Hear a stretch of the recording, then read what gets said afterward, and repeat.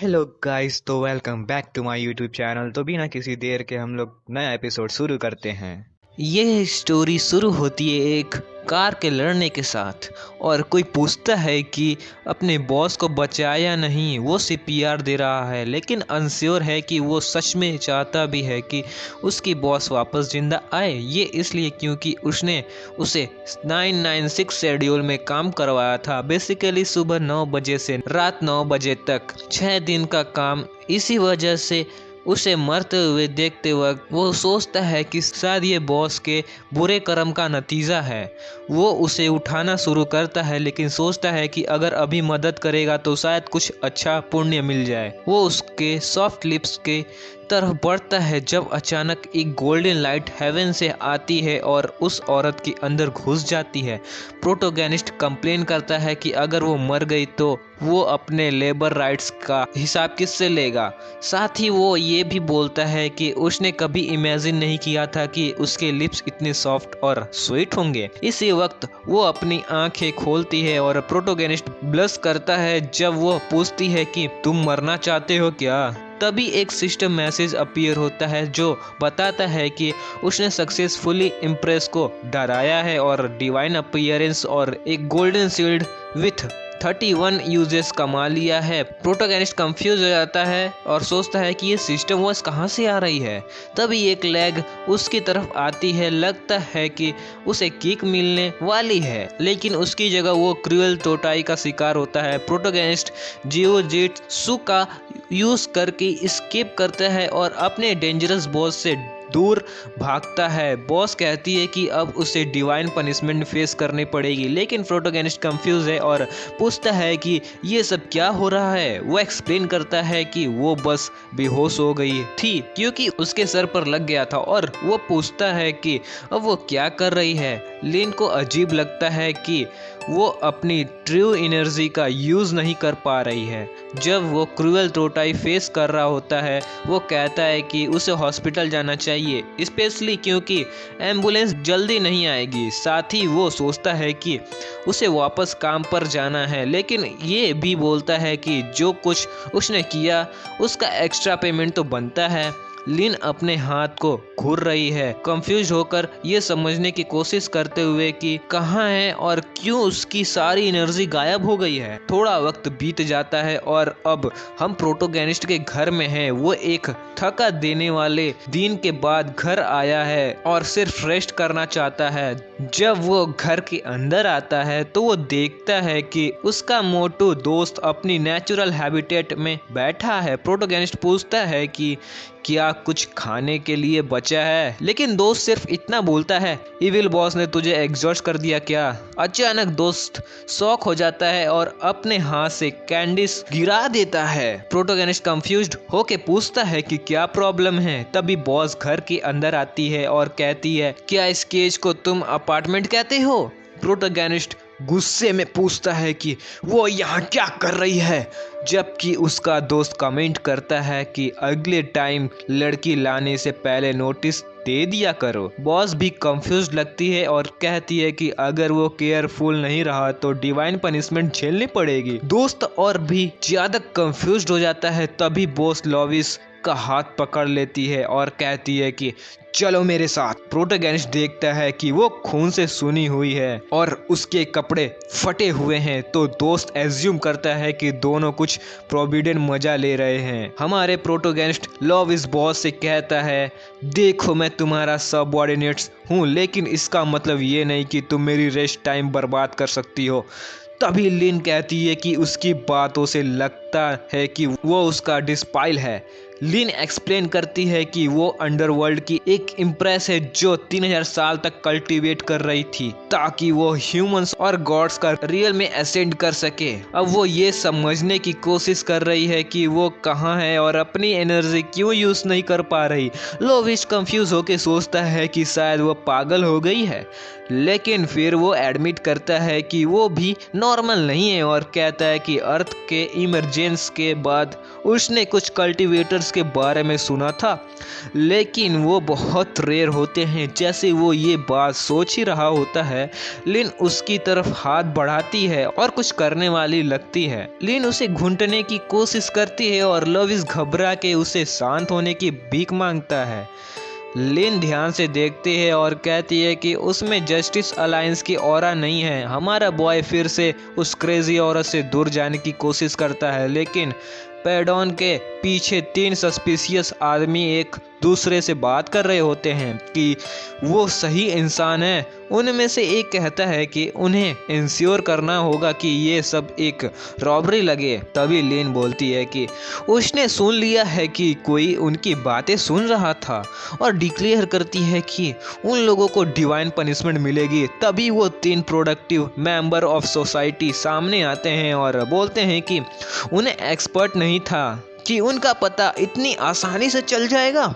हमारे बॉय लविस को तब शौक होता है जब वो देखता है कि एक आदमी के हाथ में एनर्जी ग्लो कर रही है। वो सोचता है कि कल्टीवेटर्स उसका पीछा क्यों कर रहे हैं।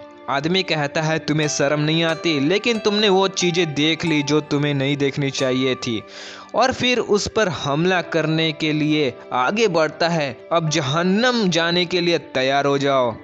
तभी लविस का गोल्डन शील्ड एक्टिवेट हो जाता है जो सिस्टम ने उसे दिया था। वो आदमी पैडॉन से टकरा जाता है और शॉक होकर सोचते हैं कि ये कैसे हो सकता है। तभी सिस्टम फिर अपीयर होता है और बोलता है कि लविस ने डैमेज कॉज किया है, इसलिए उसे बिगनर्स कल्टीवेशन पैक्स दिया जा रहे हैं। लविस इस आवाज से कंफ्यूज हो जाता है और लिन कहती है कि उसके डिस्पाइल्स को ये सिखाना पड़ेगा कि ये कभी किसी एनिमी को जिंदा नहीं छोड़ते। लिन उस आदमी को इंसेक्ट कहकर बुलाती है और बोलती है कि उसको खत्म कर देगी।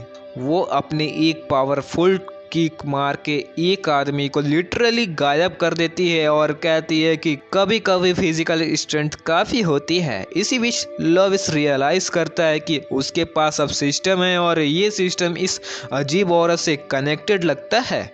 उसे यकीन हो जाता है कि ये डेफिनेटली लिन नहीं है। घर लौटने पर लविस का दोस्त डिसाइड करता है कि वो उस रात अपने अपार्टमेंट का यूज़ नहीं करेगा और इंटरनेट कैफ़े में सो जाएगा। जाने से पहले वो लविस को वार्न करता है कि वो अपनी आवाज़ नीचे रखे, वरना लैंडलॉर्ड से डांट पड़ जाएगी। दोस्त सार्केस्टिकली कहता है, मुझे अभी यकीन नहीं हो रहा कि तू इस औरत को घर ले आया। यूई भी वही सोच रहा होता है जो उसका दोस्त बोल के गया था। फिर वो लिन इम्प्रेस से कहता है, अंदर आओ, आराम से बैठो, और घर की गंदगी के लिए माफ़ी मांगता है। लिन कैजुअली होके बैठ जाती है और बोलती है कि उसे ऐसी छोटी छोटी बातों से कोई फ़र्क नहीं पड़ता, चाहे उसके डिसअपॉइंट्स कितने भी स्ट्रिक्ट क्यों ना हो। यूई फ्रिज की तरफ चलता है और लिन से पूछता है, ये इम्प्रेस और दुनिया क्रॉस करने वाली बात क्या है? अगर ये सच में पोजीशन है तो लिन मिया के बॉडी के साथ क्या हुआ? लिन एक्सप्लेन करती है कि वो ट्रिब्यूलेशन के बीच में थी इवॉल्व करने के लिए। जब उसका जस्टिस अलायंस के साथ बैटल हो गया, बैटल के बीच ही कुछ गलत हो गया और वो इस दुनिया में पावरलेस आ पहुंची।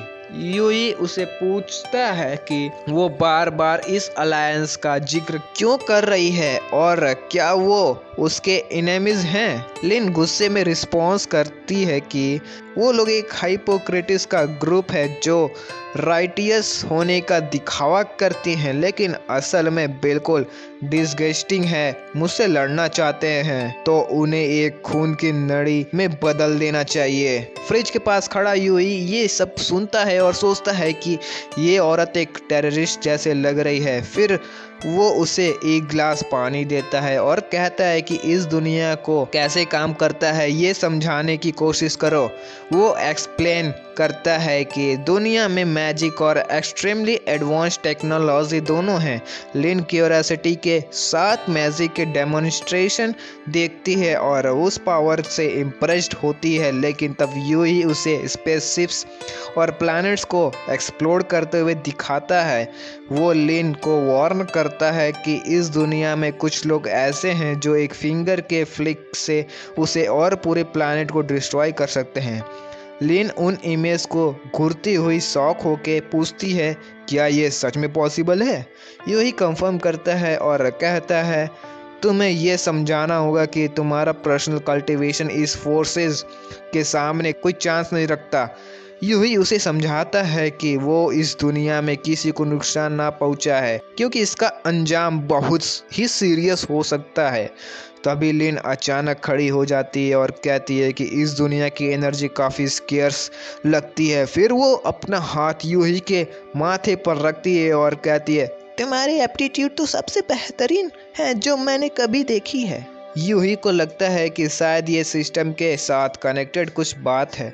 लिन एक्सप्लेन करती है कि अगर वो उसके वर्ल्ड में होता तो 300 सालों में वो एक एक्सट्रीमली हाई रियलमी तक पहुंच जाता। तभी यूही का फ़ोन बजता है और वो कॉल उठाता है और सोचता है कि उसने तो बस एक नॉर्मल इंसान की तरह काम करके थोड़ा पैसा कमाने का सपना देखा था। कॉल पर उसका कॉलेग बोलता है कि अगर बग्स रात तक नहीं फिक्स हुए तो कल ऑफिस आने की ज़रूरत नहीं है। फ्रस्ट्रेटेड यूही बोलता है, मैं कोई आर्टिफिशियल इंटेलिजेंस नहीं हूँ जो बिना रेस्ट के काम कर सके।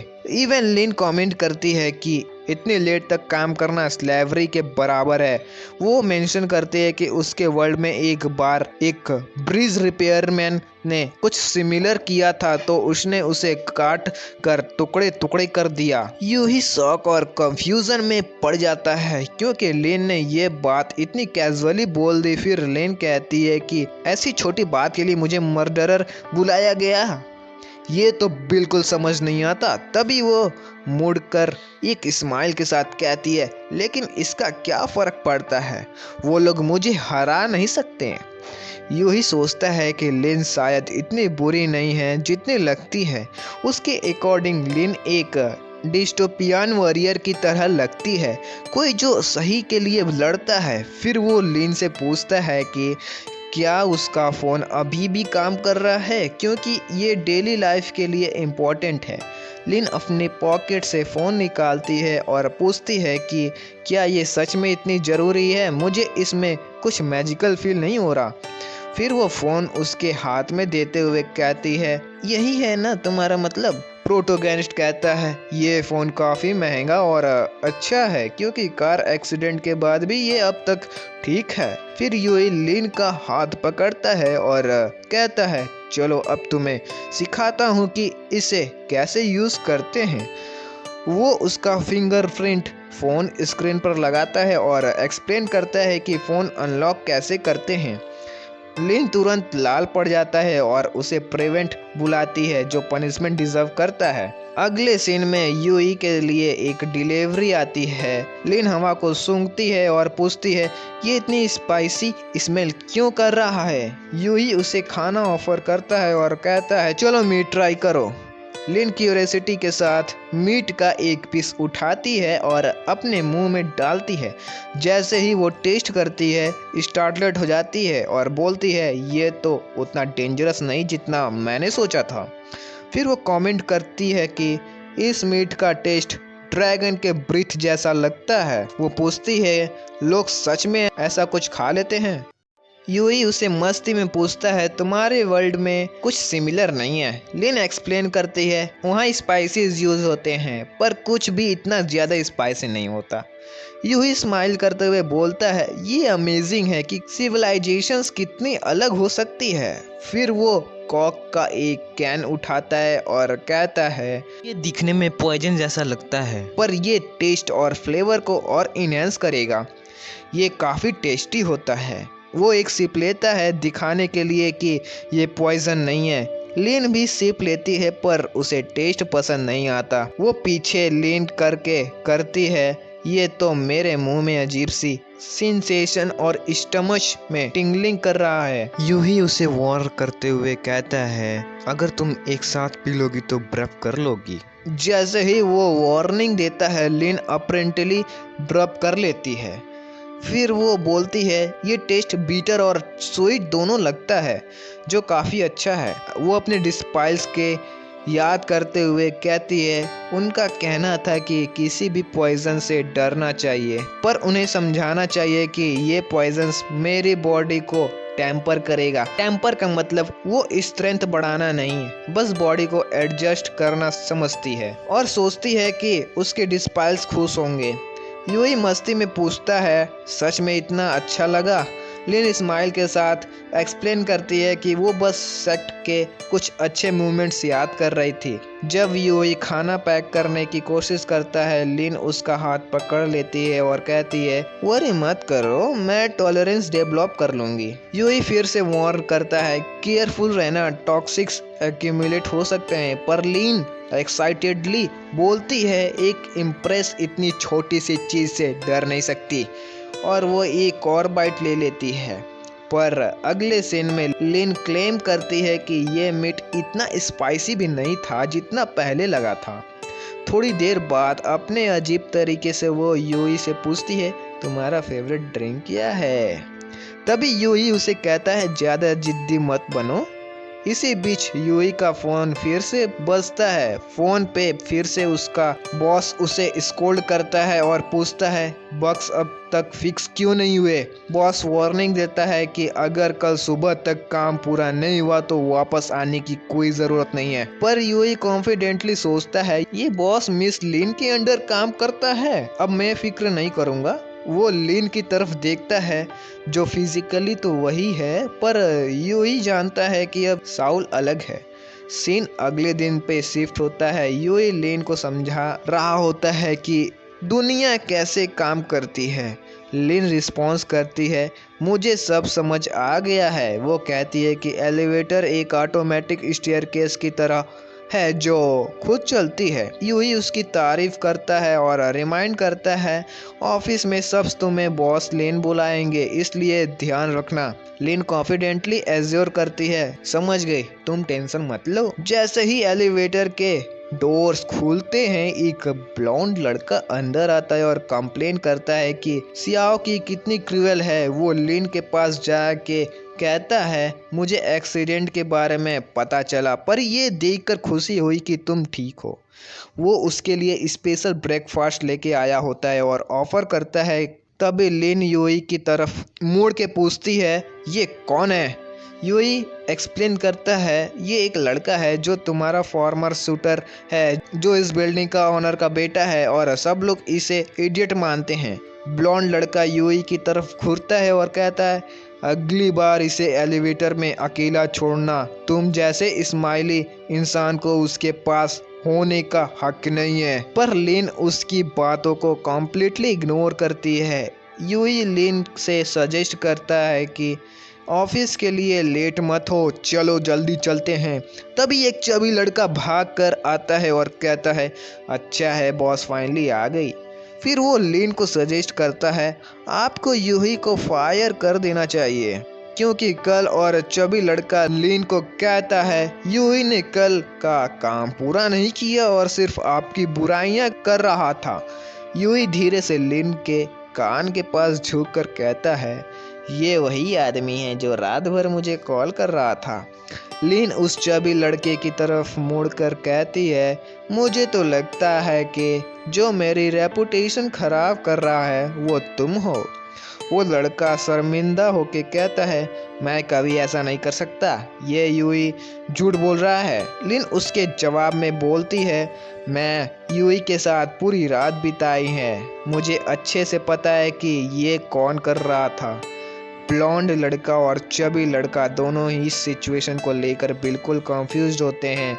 यूही रियलाइज करता है कि लिन ने आग में और तेल डाल दिया है, पर तभी सिस्टम डिटेक्ट करता है कि यूई ने आसपास के कुछ लोगों को शॉक किया है और सिस्टम उसे कुछ मार्शियल आर्ट्स स्किल्स रिवॉर्ड करता है। सीन शिफ्ट होता है प्रेसिडेंट के ऑफिस में। यूई लिन से कहता है, टेंशन मत लो, तुम्हारे डॉक्यूमेंट्स लोड करना मेरे लिए मुश्किल काम नहीं होगा। जैसे ही मुझे एसेस मिलता है, मुझे तुम्हारे घर का पता लगा लूंगा और तुम वापस जा सकती हो। लेकिन इम्प्रेस लिन से पूछती है, तुम इतना मदद क्यों कर रहे हो? जितना मुझे याद है, इस बॉडी के प्रीवियस ऑनर ने तुम्हारे साथ कभी अच्छा बर्ताव नहीं किया। यूई कैजुअली रिप्लाई करता है, मैं एक अच्छा इंसान हूँ जो दूसरों की मदद करना पसंद करता है। पर असली वजह यह थी कि अगर उसने एक इम्प्रेस को कंट्रोल कर लिया तो वो खुद को एम्परर समझ सकता है। प्लस उसे देखना था कि वो चबी लड़का अपनी सजा कैसे पाता है, और सबसे बड़ी बात वो उसे उस हालत में नहीं छोड़ सकता था, स्पेशली कल रात के बाद। इम्प्रेस लिन कंफ्यूज होके कहती है, कल रात जो अटैक हुआ था उसकी बात कर रहे हो? ये कैसा मामला है? पर यूई उसे इग्नोर करते हुए कहता है, वैसे वो ब्लॉन्ड लड़के का लाया हुआ खाना काफ़ी अच्छा है, तुम और खाना चाहोगी? लिन कल के स्पाइसी फूड को याद करके डिश की तरफ देखती है और कहती है, ये लाल डिश तो बहुत फायरी लग रही है। वो अपने आप को साइड में रोल कर लेती है और खाने से मना कर देती है। कुछ देर बाद दोनों रूम से निकलते हैं और चबी लड़का अपने हाथ में 3 बकेट्स लेकर खड़ा होता है।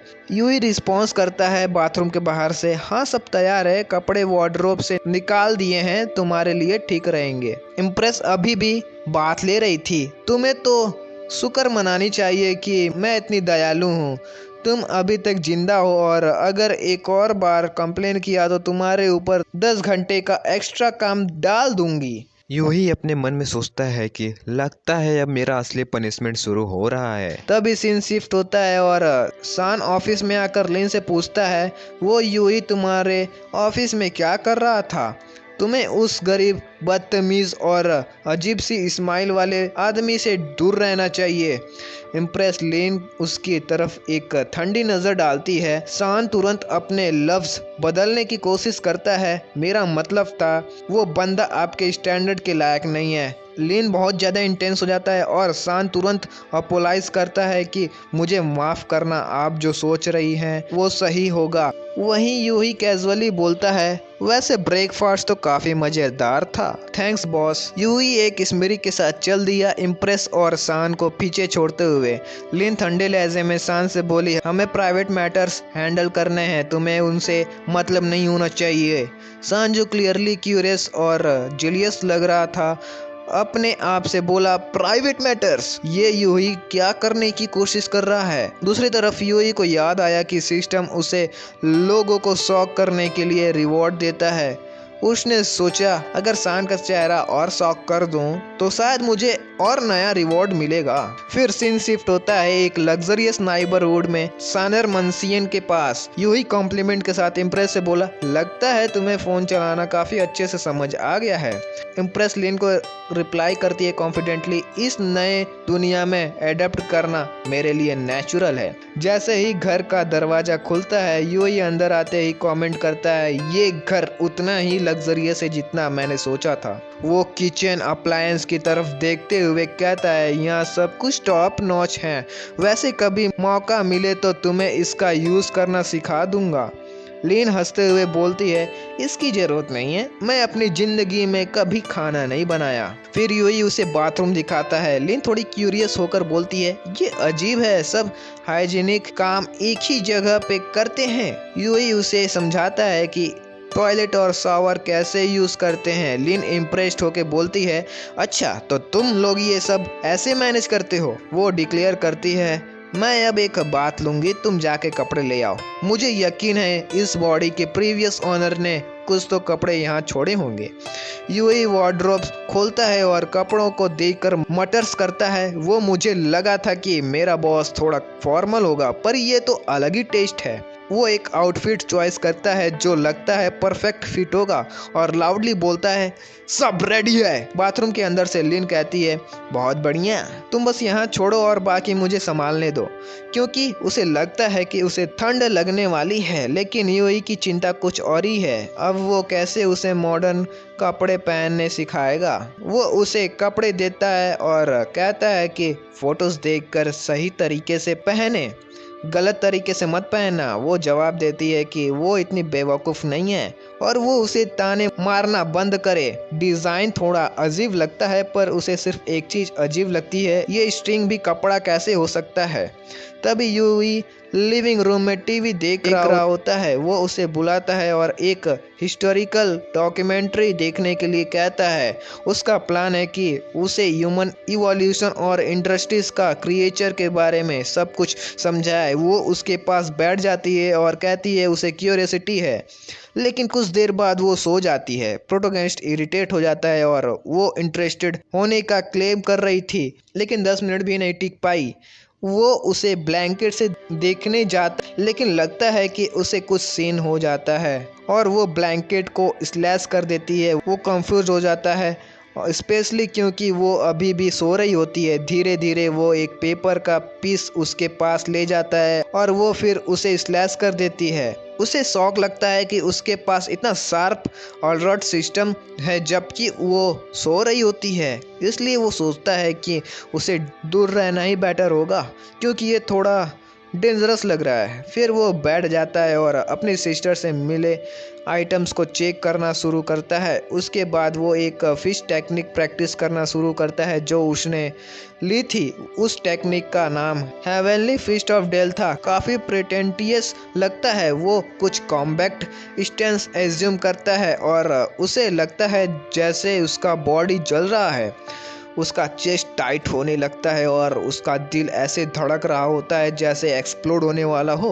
वो उसके पास आती है और कहती है कि अगर वो ऐसे ही कंटिन्यू करेगा तो वो इवेंचुअली मर जाएगा। उसे एग्जैक्टली नहीं पता कि वो क्या कर रहा है, लेकिन जितनी बेटर टेक्निक होती है उतना रिस्की होता है, चाहे उसके पास टैलेंट हो या ना हो। उसका फाउंडेशन अभी काफ़ी वीक है जो उसे और ज़्यादा स्ट्रेस दे रहा है। वो काफ़ी वीक है और बेचारा को ये बात काफ़ी क्रश कर देती है। वो कहती है कि एक छोटी सी नैप के बाद अब उसके अंदर एनर्जी भर जाएगी। यूं ही उसके अटैक्स के बारे में कुछ बोलने ही वाला था, उसका फ़ोन बजने लगता है अचानक। कॉल एक बॉस का होता है जो कंपनी के कुछ फाइल्स के साथ हेल्प मांग रहा होता है। प्रोटोगनिस्ट जवाब देता है कि अभी वो मिलिन को घर छोड़कर आया है और जल्दी वापस आ जाएगा हेल्प करने। वो उसे कहता है कि वो रात तक वापस आने की कोशिश करेगा, लेकिन मिलिन पूछती है कि वो उसके पास क्यों नहीं रुकता टेडियस टास्क में मदद करने के लिए। पर वो कहता है कि with great power comes great responsibility और उसे इंश्योर करना है कि कंपनी लॉस में ना चली जाए। फिर वो डोर की तरफ बढ़ता है और कहता है कि जब वो शांत होती है तो लाइफ अननेसेसरीली डिफिकल्ट बनाने का कोई रीज़न नहीं है, लेकिन मिलिन उसे रोकती है और उसके पास आती है। वो पूछने ही वाला होता है कि क्यों, तब तक वो और पास आ जाती है। वही पूछता है कि ये थोड़ा इनअप्रोप्रिएट नहीं है। वो उसका फॉरहेड फ्लिक करके कहती है कि भूल जाओ और चले जाओ। बेचारा कंफ्यूज रह जाता है और डोर बंद करने से पहले वो कहता है कि वो उसके लिए कुछ डिलीवरीज ऑर्डर करेगा, लेकिन उसे पूछता है कि लोगों को डराना बंद करे। मिलिन रिफ्लेक्ट करती है कि अब उसके पास इननेट एनर्जी नहीं है, इसलिए वो अपनी कॉन्शियसनेस ट्रांसमिट नहीं कर सकती। प्रोटोगनिस्ट पूरा दिन काम करता है और फाइनली घर जाने का वक्त होता है। ऑफिस का सातामान उसे प्रेसिडेंट बोलता है और सबको डिनर ट्रीट देने का सजेशन देता है। प्रोटोगनिस्ट पूछता है कि ये प्रेसिडेंट वाला मामला क्या है। सातामान मजाक करता है कि जब जानते हैं कि वो प्रेसिडेंट लिन के क्लोज है, यूं ही उन्हें एग्जाग्रिएट करना बंद करने को कहता है और एक्सप्लेन करता है कि लिन का एक कार एक्सीडेंट हुआ था और वो बस वहाँ नियर बाई था और हेल्प की थी। अगर उसका लिन के साथ कुछ होता तो वो ओवर टाइम करते हुए वहाँ से स्टक नहीं होता। पास सही में शान सब कुछ सुनता है और सोचता है समझ गया, ये तो बस एक कोइंसिडेंस था। एक लूजर जैसे वो मिस लिन के क्लोज कैसे हो सकता है। लिन मानसियन में वापस हम प्रेसिडेंट को देखते हैं जब कोई पूछता है कि लाइट ऑफ क्यों है।